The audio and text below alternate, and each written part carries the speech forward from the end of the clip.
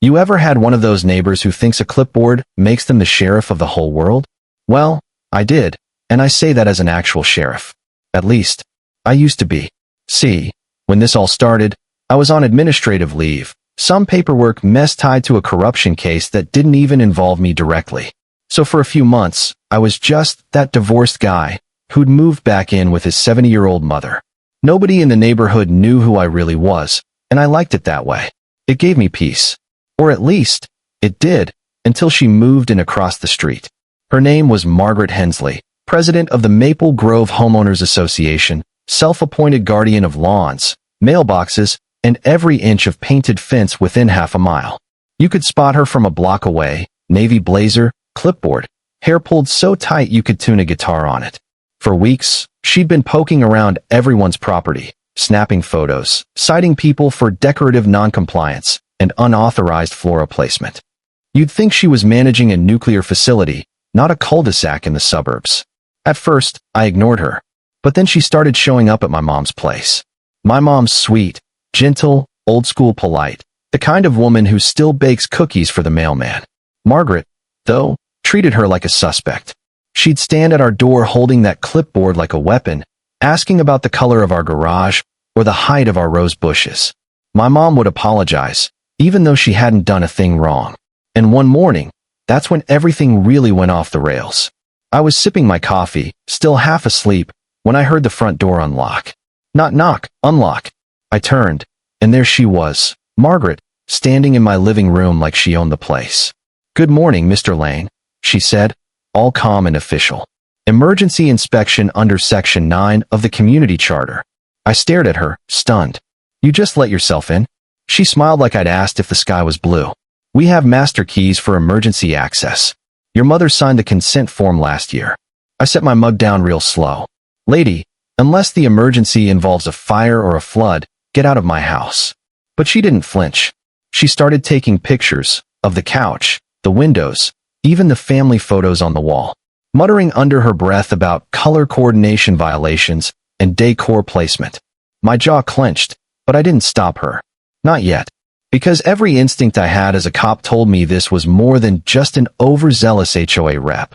This was someone drunk on power, and people like that always hang themselves eventually. So I played dumb. Let her dig her hole. Over the next few days, things got worse.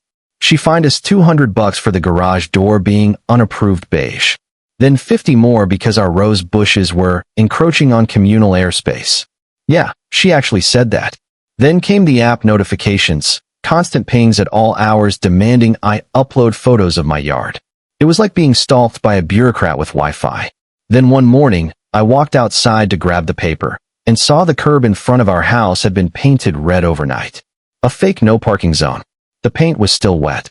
That was the moment I knew I wasn't dealing with garden variety crazy. This was harassment, plain and simple. Thing is, Margaret thought I was powerless. Some unemployed divorce with a sick mom. She had no clue I still had access to my old gear, a hidden camera system I'd installed years back, tucked away behind photo albums in the closet.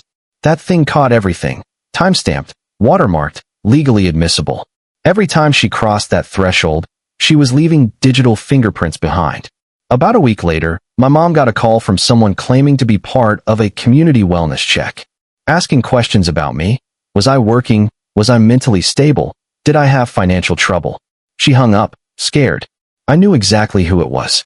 And then came the day of the so-called safety inspection. Margaret showed up again, this time with a sidekick, a tall, nervous guy named Bill, the HOA's safety chair. They walked right up the driveway like they were serving a warrant. Margaret held up her clipboard. "Mr. Lane, we need to inspect your smoke detectors and emergency exits." I smiled, pulled out my phone, and hit record. "Ma'am, you are not authorized to enter this home. You're trespassing. Emergency powers override consent," she snapped, waving a form that looked freshly printed. Then she reached for my mother's bedroom door. That's when I stepped in front of her. "Touch that door, and you'll regret it," I said quietly. Something in my tone must have hit different, because even Bill froze.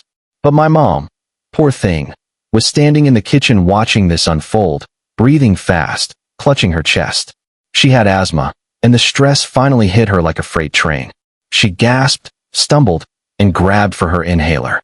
Margaret actually took a photo of the inhaler. Unlabeled medication, she muttered. That's when I snapped. Get out.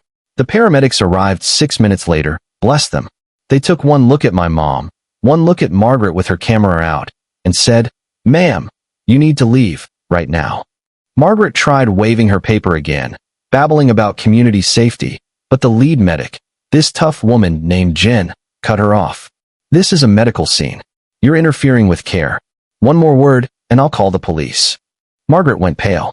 She didn't know the police were already here, just not in uniform. After they stabilized my mom and took her to the hospital, I stood in that quiet house, surrounded by all the wreckage this woman had caused, fear, humiliation, exhaustion, and I knew it was time to end it. When Margaret and Bill stepped outside arguing about compliance reports, I followed them into the driveway. I took out my badge, 15 years of service shining in the afternoon light, and said, calm as ever, "Ma'am, you're under arrest for unlawful entry, harassment, and elder abuse." Her clipboard slipped from her hand. "You're not, what? You're a cop." "Sheriff," I corrected. "And yes, I've been documenting you the entire time." Bill took 3 steps back like he'd seen a ghost. Margaret stammered something about entrapment, waving her forged document like a magic wand. Then my old partner, Officer Miller, pulled up, sirens flashing. He looked at me, then at her, and said, "Guess this HOA meeting's adjourned." When he read her Miranda rights, she tried one last trick. "You can't do this. I know about your past, that investigation 15 years ago." I just smiled. "Yeah? So does the DA. I got a commendation for it." Miller checked her papers. Dates didn't match, signatures forged, authority non-existent. She'd built her whole empire on fake power. And right there, in front of the neighbors who'd once believed her, he cuffed her. She was still clutching my mom's inhaler when he led her to the car. The irony wasn't lost on anyone. The aftermath was a storm. Turns out she'd been using those master keys to sneak into other homes, staging inspections, to intimidate families. A dozen neighbors came forward once they realized they weren't alone. The HOA imploded. New leadership, real oversight, no more secret keys or surprise visits. Margaret pleaded guilty, fraud, elder abuse, harassment. 6 months probation, banned from any HOA position for life. My mom moved into a senior community not long after. She said she finally wanted to live somewhere without rules about rose bushes. Can't blame her. As for me, I stayed. Helped rebuild what that woman had poisoned. Taught the new board about consent, due process, privacy. These days, Maple Grove's peaceful again. Kids play outside, neighbors wave, and nobody carries a clipboard like it's a weapon.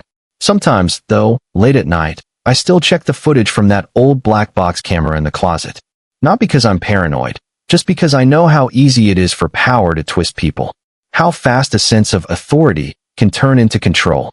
And if another Margaret ever decides to test those lines again, well, that camera is still rolling. So, tell me, what do you think? Was I right to let her dig her own grave before stepping in? Or should I have stopped her the moment she crossed that line? Drop your thoughts in the comments. Because sometimes justice isn't loud, it's patient.